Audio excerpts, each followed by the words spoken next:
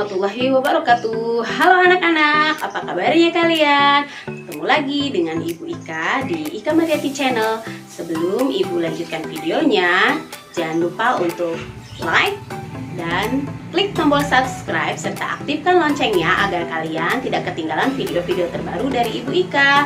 Bagaimana? Sudah siap belajarnya? Ayo kita berdoa sebelum memulai pelajaran. Hari ini kita akan belajar tema 1, selamatkan makhluk hidup, subtema 1, tumbuhan sahabatku, pembelajaran ke-1 untuk siswa kelas 6 SD. Tujuan pembelajaran kita hari ini yang pertama, menemukan ide pokok dan informasi penting serta menyajikannya dalam bentuk diagram. 2. Mengembangkan ide pokok dengan menggunakan bahasanya sendiri secara rinci menjadi sebuah tulisan. 3. Mengidentifikasi perkembangbiakan generatif melalui gambar yang dibuatnya dan manfaatnya dengan benar. 4. Melaporkan perkembangbiakan generatif melalui tabel dan manfaatnya dengan benar. 5. Menyebutkan kehidupan sosial budaya dari dua negara ASEAN terkait kondisi geografisnya dengan benar. 6. Menulis laporan tentang perbedaan sosial budaya dari dua negara terkait kondisi geografisnya dengan benar melalui diagram Venn. Baiklah anak-anak, kita mulai pembelajaran pada hari ini. Amatilah berbagai macam tumbuhan yang ada di sekitarmu. Apa saja manfaat tumbuhan bagi kehidupan? Agar kalian bisa menjawab pertanyaan Bu Ika, perhatikan gambar berikut ini. Dari gambar tersebut, kita mengetahui bahwa tumbuhan dimanfaatkan oleh manusia dan hewan sebagai bahan makanan. Jadi, tumbuhan merupakan sumber kehidupan bagi semua makhluk hidup. Lalu, adakah manfaat lain yang bisa diperoleh manusia dari tumbuhan? Manfaat tumbuhan bagi manusia adalah yang pertama, sebagai sumber energi, yang kedua, sebagai sumber vitamin untuk kesehatan, yang ketiga, sebagai sumber oksigen untuk bernafas, yang keempat, sebagai pengikat air tanah, dan yang kelima adalah sebagai peneduh atau memperindah kehidupan yang ada di bumi. Setelah mengetahui manfaat tumbuhan bagi kehidupan, Edo ingin belajar lebih jauh mengenai perkembangbiakan tumbuhan. Simak laporan pengamatan Edo berikut ini. Edo ingin mengetahui tentang tanaman jagung, terutama tentang perkembangbiakannya. Bagaimana jagung berkembang biak? Jagung merupakan salah satu tanaman yang dijadikan bahan makanan pokok di berbagai negara, salah satunya di Indonesia. Di Indonesia, penduduk Pulau Madura menjadikan jagung sebagai makanan pokoknya. Jagung merupakan salah satu tanaman penghasil karbohidrat yang sangat diperlukan oleh tubuh. Seorang petani jagung memulai pembiakan tanamannya dengan menanam biji jagung. Setelah 3-4 hari, bakal tanaman akan muncul di permukaan tanah. Tanaman jagung akan terus tumbuh menjadi besar. 3 hingga 3,5 bulan, buah jagung dapat dipanen oleh petani. Buah jagung yang berbentuk seperti tongkol pada mulanya berupa sekuntum bunga. Bunga jagung memiliki helai-helai rambut halus pada bagian ujungnya. Pada helai rambut tersebut terdapat tepung sari. Tepung sari akan terbang terbawa angin ketika angin bertiup. Tepung sari yang terbawa angin sebagian akan jatuh di kepala putik yang terletak di bagian bawah bunga pada pohon jagung yang lain. Ketika itulah terjadi pembuahan. Setelah terjadi pembuahan, bunga jagung tersebut terus berkembang hingga menjadi buah jagung. Perkembangan itulah yang dapat diamati dari waktu ke waktu. Buah jagung akan siap dipanen ketika rambut jagung sudah berwarna kecoklatan dan bagian tongkolnya sudah mengering. Apabila buah jagung tersebut dikupas, akan memperlihatkan biji jagung yang kekuningan. Bagian yang dimakan oleh manusia adalah biji jagung. Supaya jagung selalu tersedia sebagai bahan makanan manusia, maka petani jagung harus menanam kembali sebagian biji jagung dari hasil panen. Biji jagung yang tua dapat ditanam kembali. Dari sinilah akan dimulai lagi perkembangbiakan jagung. Dari teks yang berjudul Bagaimana Jagung Berkembang Biak, kita dapat mengetahui ide pokok dan informasi penting dari teks tersebut. Tapi sebelumnya, apakah anak-anak tahu apa itu ide pokok? Ide pokok adalah masalah utama yang dibahas dalam suatu paragraf. Nama lain ide pokok antara lain pokok pikiran, pikiran pokok, gagasan utama, gagasan pokok, dan pikiran utama. Mari kita cari tahu ide pokok dan informasi penting yang terdapat pada paragraf pertama teks yang berjudul Bagaimana Jagung Berkembang Biak. Setelah kalian membaca dengan seksama, maka akan didapat ide pokok pada paragraf pertama, yaitu jagung merupakan sumber karbohidrat dan makanan pokok. Sedangkan informasi penting yang terdapat pada paragraf ke-1 yaitu jagung sumber karbohidrat dan dijadikan sebagai makanan pokok. Salah satu contoh tumbuhan yang berkembang biak dengan bunga adalah tumbuhan jagung. Tepung sari atau serbuk sari pada bunga jagung akan terbang terbawa angin ketika angin bertiup. Tepung sari yang terbawa angin sebagian akan jatuh di kepala putik yang terletak di bagian bawah bunga pohon jagung yang lain. Saat itulah terjadi pembuahan.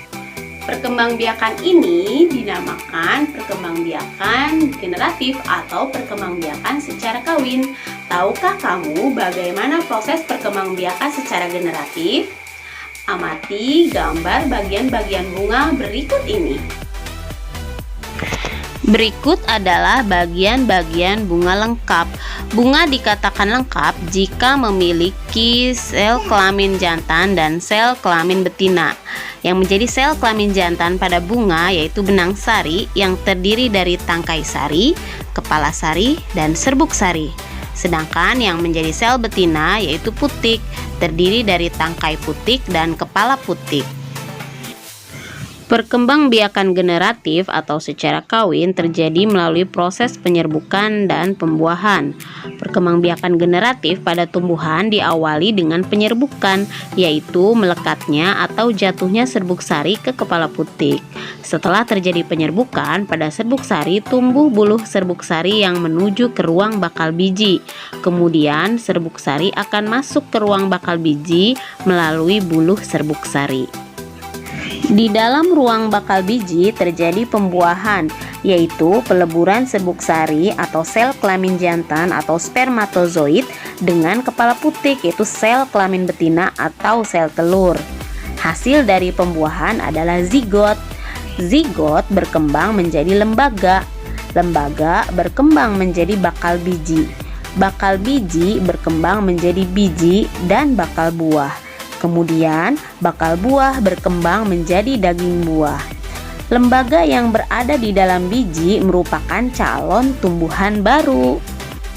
Tumbuhan yang berkembang biak secara generatif antara lain padi, mangga, durian, dan jambu. Bunga yang indah tidak hanya saja tumbuh di Indonesia, di negara-negara tetangga juga banyak bunga yang cantik. Karena kondisi geografis yang hampir sama, jenis-jenis tumbuhan atau bunganya pun tidak jauh berbeda dengan di Indonesia. Contohnya seperti bunga kembang sepatu. Di Indonesia dan Malaysia terdapat bunga kembang sepatu. Di Malaysia, bunga kembang sepatu dinamakan bunga raya dan merupakan bunga nasional. Perhatikan bunga Kamboja pada gambar di samping. Bunga ini sering digunakan pada perlengkapan tari di Bali.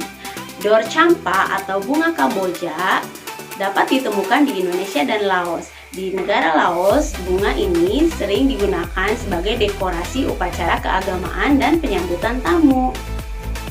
Malaysia, Laos, dan Indonesia Ketiganya hidup berdampingan, meskipun berbeda negara, namun ketiganya memiliki persamaan kehidupan secara sosial dan budaya. Selain ketiga negara tersebut, masih banyak negara lainnya yang memiliki kesamaan. Untuk itu, mereka menggabungkan diri dalam suatu organisasi yang disebut dengan ASEAN atau Association of Southeast Asian Nations atau Perhimpunan Bangsa-Bangsa se-Asia Tenggara. Berikut ini adalah negara-negara anggota ASEAN. ASEAN beranggotakan 10 negara-negara di kawasan Asia Tenggara. Yang pertama ada Indonesia, lalu diikuti oleh Malaysia, Thailand, Singapura, Filipina, Brunei Darussalam, Vietnam, Laos, Myanmar, dan Kamboja. ASEAN adalah sebuah organisasi internasional yang beranggotakan negara-negara di kawasan Asia Tenggara. Negara-negara ini bersatu karena adanya persamaan letak geografis dan kemiripan budaya. Kepentingan yang sama dalam memajukan pertumbuhan ekonomi, sosial budaya, serta menjaga keamanan kawasan menjadi dasar pertimbangan para tokoh-tokoh dunia pendiri ASEAN. ASEAN berdiri pada tanggal 8 Agustus 1967 atas dasar Deklarasi Bangkok. Saat itu, tokoh-tokoh dari 5 negara yang terlibat dalam diskusi menjadi pencetus dan pendiri organisasi ini. 5 negara yang menjadi anggota pertama ASEAN yaitu Indonesia, Malaysia, Thailand, Singapura, dan Filipina. Para utusan dari kelima negara tersebut yang sekaligus merupakan tokoh-tokoh pendiri ASEAN adalah Adam Malik dari Indonesia, Tun Abdul Razak dari Malaysia, Tanat Koman dari Thailand, S. Rajaratnam dari Singapura, dan Narcisco Ramos dari Filipina. Masyarakat negara-negara ASEAN memiliki kehidupan sosial budaya yang unik. Mari kita cari tahu seperti apa kehidupan sosial budaya masyarakat negara-negara ASEAN. 1. Indonesia. Indonesia merupakan negara dengan luas wilayah terbesar di Asia Tenggara. Negara kepulauan ini memiliki kurang lebih 17.000 pulau. Fakta geografis ini membuat warga Indonesia terdiri atas berbagai suku, agama, dan budaya. Ada ratusan suku serta ratusan dialek di seluruh wilayah Indonesia. Pancasila merupakan dasar negara yang ditetapkan oleh para pendiri bangsa Indonesia. Nilai-nilai yang terkandung dalam Pancasila diambil dari tradisi serta nilai-nilai bangsa. Nilai-nilai ini dianggap mampu menjadi landasan perilaku bangsa yang beragam latar belakang etnis dan budayanya. 2. Brunei Darussalam. Kampung Ayer adalah desa terapung di Brunei Darussalam. Tahun 1400, Kampung Ayer sempat menjadi pusat pemerintahan. Saat ini banyak penduduknya yang memiliki perahu pribadi dan disimpan di bawah rumah apung mereka. Budaya Brunei banyak dipengaruhi oleh ajaran Islam. Mayoritas penduduknya adalah orang Melayu. Dalam percakapan, menunjuk dengan jari telunjuk dianggap kasar. Secara tradisional, orang Brunei tidak berjabat tangan dengan lawan jenis. Melepaskan sepatu adalah kebiasaan umum orang Brunei sebelum memasuki rumah orang lain. 3. Malaysia. Patung Dewa Murungga di Malaysia merupakan patung berukuran 42,7 meter. Patung ini terletak di Batu Caves, gua yang merupakan salah satu kuil Hindu di luar India yang paling populer yang didedikasikan untuk Dewa Murungga. Malaysia memiliki kota yang bernama Georgetown, yaitu kota yang terdaftar dalam UNESCO World Heritage. Kota ini terletak di Pulau Penang. Georgetown adalah kota yang memiliki ragam jenis budaya. Banyak gedung peninggalan masa Eropa dan bangunan bernuansa Melayu Cina. 3 kaum utama di Malaysia adalah Melayu, Cina, dan India. Musik tradisionalnya banyak dipengaruhi oleh budaya Cina, Islam, India, dan Indonesia. Makanan khasnya adalah nasi lemak. 4. Filipina. Budaya Filipina merupakan hasil perpaduan antara budaya Barat dan Timur. Kehidupan budayanya dipengaruhi oleh budaya Melayu, Cina, dan Spanyol. Tarian Tinikling merupakan tarian masyarakat Filipina. Tarian ini menceritakan tentang burung tinikling yang berjalan melompat menghindari perangkap bambu petani padi. 5. Kamboja. Banyak candi di Kamboja terbuat dari batu. Dewa-dewa dari agama Hindu dan Buddha terukir pada tembok. Tari Apsara lahir pada 2000 tahun lalu. Relief tarian banyak ditemukan di bangunan-bangunan keagamaan di Kamboja. Orang Khmer mengenakan syal kotak-kotak yang disebut kerama. Pria dan wanita Khmer mengenakan bandul Buddha pada kalungnya. Tujuannya adalah untuk menjaga dari roh jahat dan membawa keberuntungan. Makanan terkenal Kamboja adalah cha yang berarti tumisan. 6. Myanmar. Myanmar disebut sebagai negara 1000 pagoda. Hal ini disebabkan karena sangat mudah menemukan kuil-kuil suci Buddha. Mayoritas penduduk Myanmar adalah keturunan Tibet. Bahasa yang digunakan adalah bahasa Birma. Pakaian tradisional Myanmar yang disebut longyi mirip sarung Indonesia, namun kain ini membelit bagian tubuh mereka mulai dari perut hingga betis. Longyi yang berbahan kain katun bukan saja dikenakan pria dewasa, namun juga anak-anak dan wanita. 7. Vietnam. Permainan menangkap jangkrik dengan mata tertutup adalah permainan tradisional anak Vietnam. Anak yang berada di tengah lingkaran, matanya ditutup kain, menangkap salah satu teman dan menebak namanya. Vietnam terkenal dengan baju khasnya yang disebut Áo Dai. Topi caping pun banyak ditemui di sana. 8. Laos. Nama Laos berhubungan dengan penemunya yaitu Ai Lao. Orang Laos terkenal kesabaran dan kesederhanaannya. Hal ini terkait dengan ajaran agama Buddha yang banyak dianut masyarakatnya.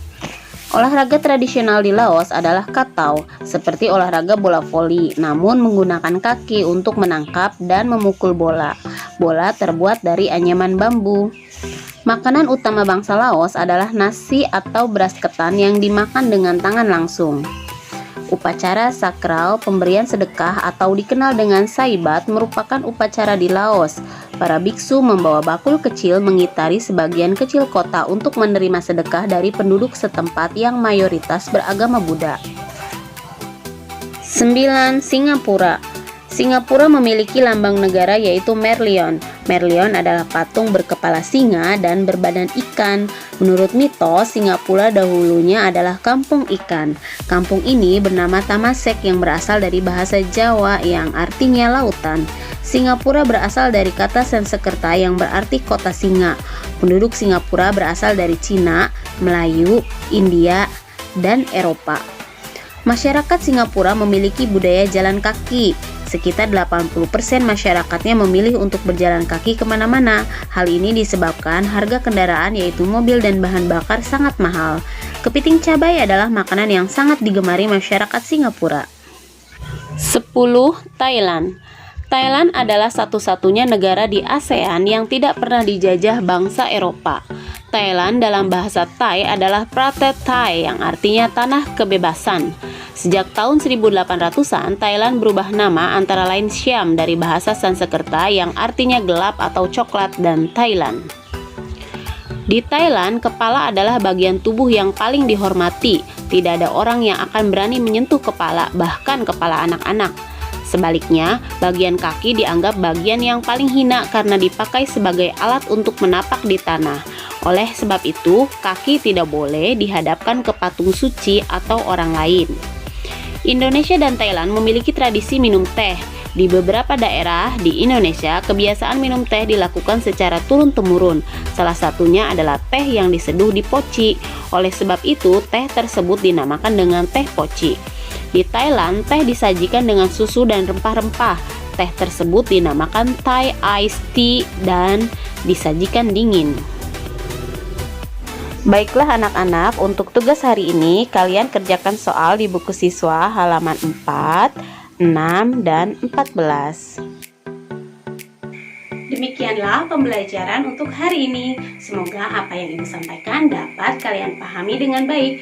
Jangan lupa untuk mengerjakan tugasnya dan dinampingi orang tua jika kalian mengalami kesulitan. Sampai jumpa di video-video selanjutnya. Wassalamualaikum warahmatullahi wabarakatuh.